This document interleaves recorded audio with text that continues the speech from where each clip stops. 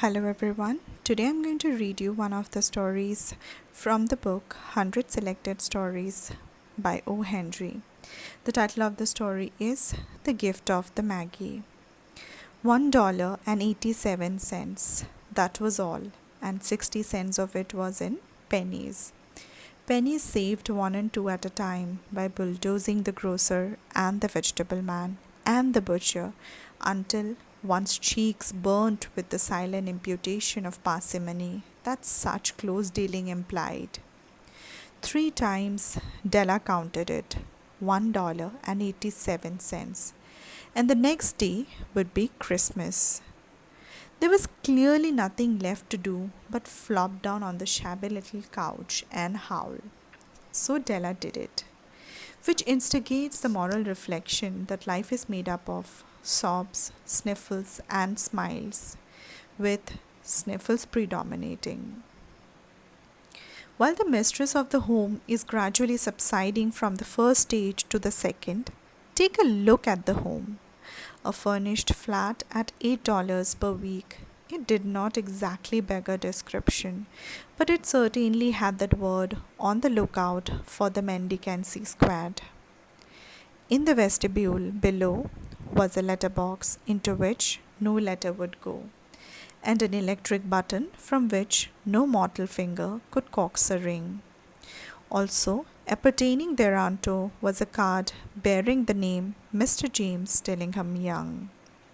The Dillingham had been flung to the breeze during a former period of prosperity when its possessor was being paid $30 per week. Now, when the income was shrunk to $20, the letter of Dillingham looked blurred, as though they were thinking seriously of contracting to a modest and unassuming D.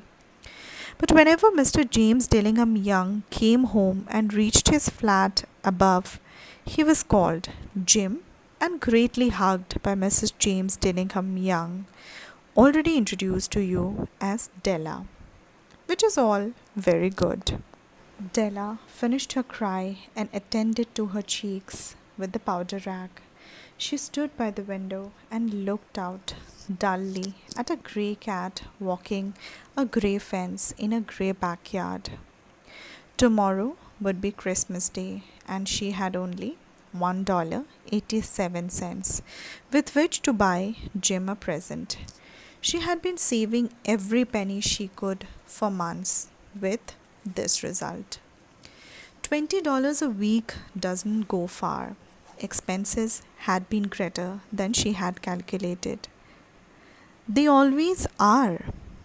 Only $1.87 to buy a present for Jim, her Jim. Many a happy hour she had spent planning for something nice for him, something fine and rare and sterling, something just a little bit near to being worthy of the honor of being owned by Jim.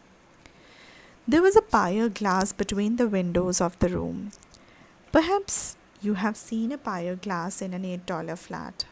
A very thin and very agile person may, by observing his reflection in a rapid sequence of longitudinal stripes, obtain a fairly accurate conception of his looks.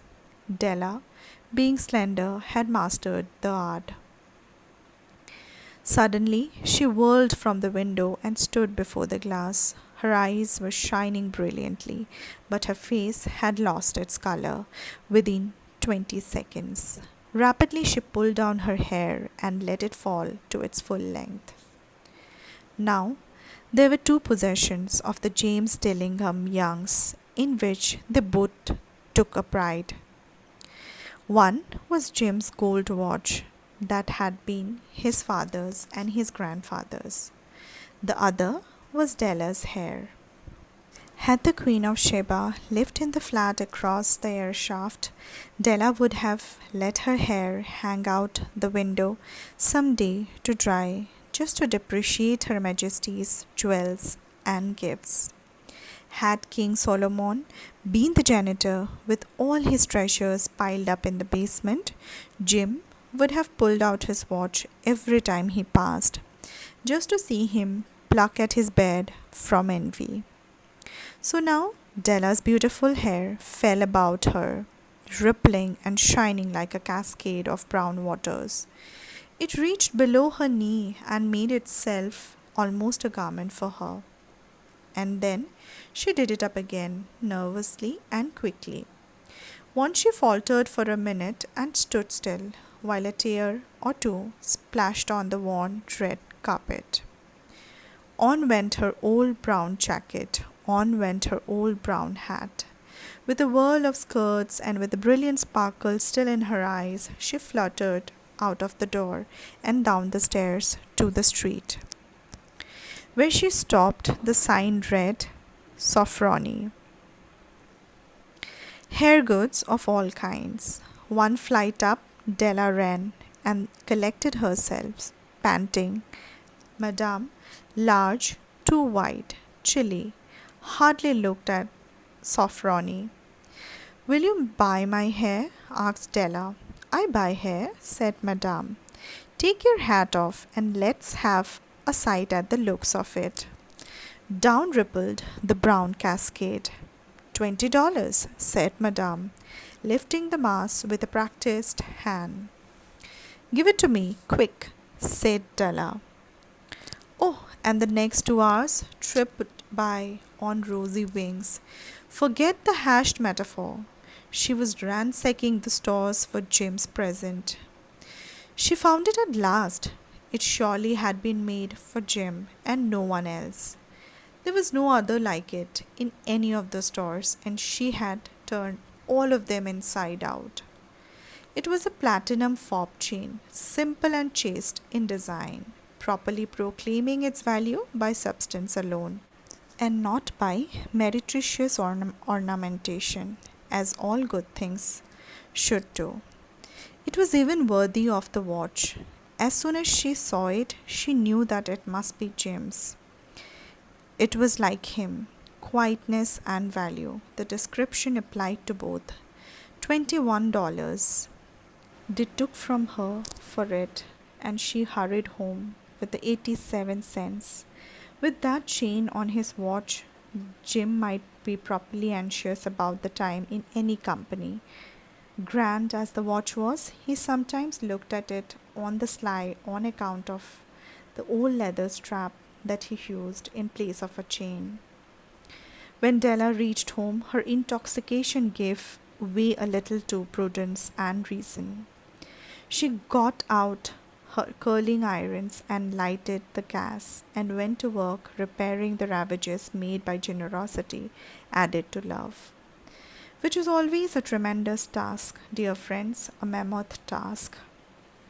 With 40 minutes, her head was covered with tiny, close lying curls that made her look wonderfully like true one schoolboy.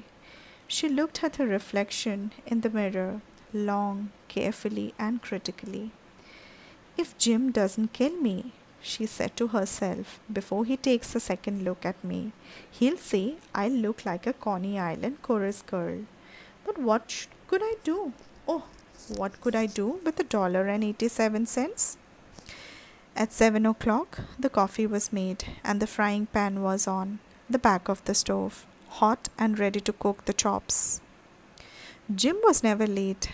Della doubled the fob chain in her hand and sat on the corner of the table near the door that he always entered. Then she heard his step on the stair away down on the first flight, and she turned white for just a moment. She had a habit of saying little silent prayers about the simplest everyday things, and now she whispered, "Please God, make him think I'm still pretty." The door opened and Jim stepped in and closed it. He looked thin and very serious. Poor fellow, he was only 22 and to be burdened with a family. He needed a new overcoat and he was without gloves. Jim stepped inside the door and immovable as a setter at the scent of quail. His eyes were fixed upon Della, and there was an expression in them that she could not read, and it terrified her. It was not anger, nor surprise, nor disapproval, nor horror, nor any of the sentiments that she had been prepared for.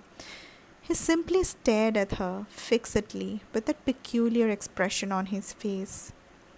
Della wriggled off the table and went for him. Jim, darling, she cried, don't look at me that way. I had my hair cut off and sold it because I could not have lived through Christmas without giving you a present. It'll grow out again. You won't mind, will you? I just had to do it. My hair grows awfully fast. Say Merry Christmas, Jim, and let's be happy. You don't know what a nice and what a beautiful nice gift I have got for you. You've cut off your hair? Asked Jim, laboriously as if he had not arrived at the patent fact yet, even after the hardest mental labor. Cut it off and sold it, said Della. Don't you like me just as well, anyhow? I'm me without my hair, ain't I? Jim looked about the room curiously. You said your hair is gone, he said with an air almost of idiocy. You didn't look for it, said Della. It's sold. I tell you, sold and gone too. It's Christmas Eve, boy. Be good to me, for it went for you. Maybe the hairs of my head were numbered, she went on with a sudden serious sweetness. But nobody could ever count my love for you. Shall I put the chops on, Jim? Out of his trance, Jim seemed quickly to awake. He enfolded his Della. For 10 seconds, let us regard with discreet scrutiny some inconsequential object in the other direction. $8 a week or $1 million a year. What is the difference? A mathematician or a wit would give you the wrong answer. The Magi brought valuable gifts, but that was not among them. This dark assertion will be illuminated later on. Jim drew a package from his overcoat pocket and threw it upon the table.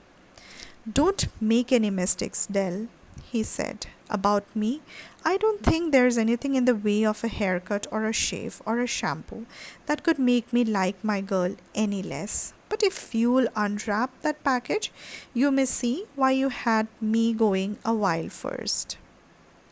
White fingers and nimble tore at the string and paper.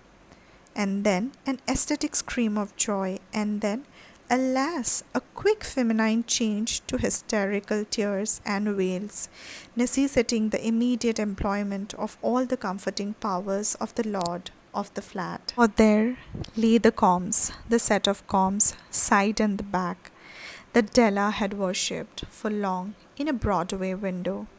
Beautiful combs, pure tortoise shell, with jeweled rims, just the shade to wear in the beautiful vanished hair.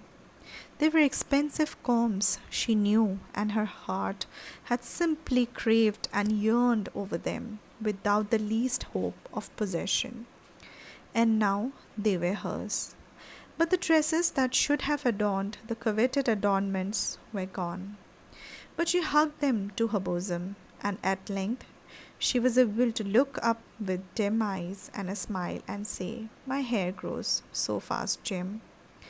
And then Della leapt up like a little signed cat and cried, Oh, oh. Jim had not yet seen his beautiful present.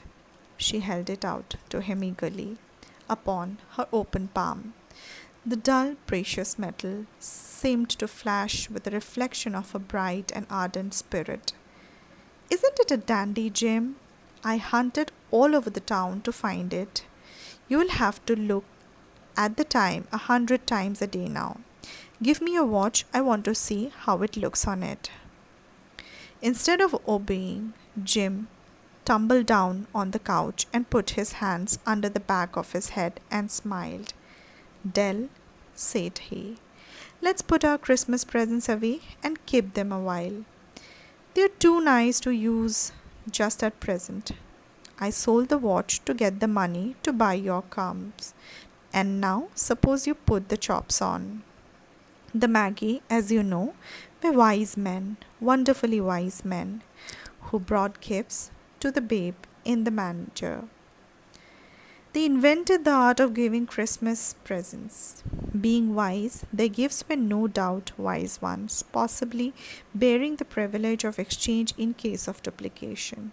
And here I have lamely related to you the uneventful chronicle of two foolish children in a flat who most unwisely sacrificed for each other the greatest treasures of their house.